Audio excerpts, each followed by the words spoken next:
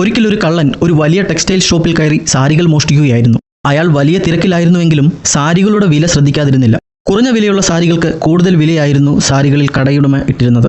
കുറേ സാരികളുടെ വില കണ്ടപ്പോൾ ആ കള്ളൻ മനസ്സിൽ ഉടമയോടെന്നവണ്ണം ഇപ്രകാരം പറഞ്ഞു: അമ്പട കള്ള, വെറും 500 രൂപ വിലയുള്ള സാരിക്ക് 2500 രൂപയല്ലേ നീ വിലയിട്ടിരിക്കുന്നത്? ആ കള്ളന്റെ നോട്ടത്തിൽ തന്നെക്കാൾ എത്ര വലിയ കള്ളനാണ് ആ കടയുടമ?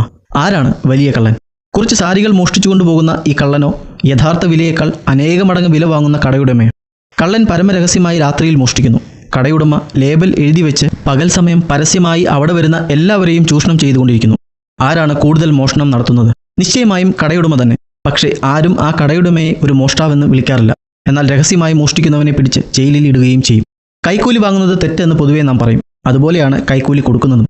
എന്നാൽ സ്വന്തം ആവശ്യങ്ങൾ വരുമ്പോൾ ഇതെല്ലാം അവഗണിക്കുന്നവരാണ് മിക്കവരും. കൈക്കൂലി കൊടുക്കില്ല എന്ന് പറയുന്ന പലരും സ്വാധീനമുള്ളവരെ കൊണ്ട് ശുപാർശ ചെയ്യിക്കാറുണ്ടല്ലോ. ഇവ ഒന്നും കൂടാതെ ജീവിക്കുമ്പോൾ പല കഷ്ടങ്ങളും സഹിക്കേണ്ടി വരും. കൈക്കൂലി വാങ്ങിയോ സ്വാധീനം ചെലുത്തിയോ തങ്ങളുടെ താല്പര്യങ്ങൾ സാധിച്ചു കൊടുക്കുന്നവരെ ഉപദ്രവിക്കുന്നവരും ഉണ്ട്. ഇങ്ങനെയുള്ള സാഹചര്യങ്ങളിൽ കുറ്റരഹിതരായിരിക്കാൻ നമുക്ക് കഴിയുമോ? എന്നാൽ യേശുക്രിസ്തുവിൽ ഭക്തിയോടെ ജീവിപ്പാൻ മനസ്സുള്ളവർക്ക് എല്ലാം ഉപദ്രവം ഉണ്ടാകുമെന്ന് ദൈവവചനം പറയുന്നു.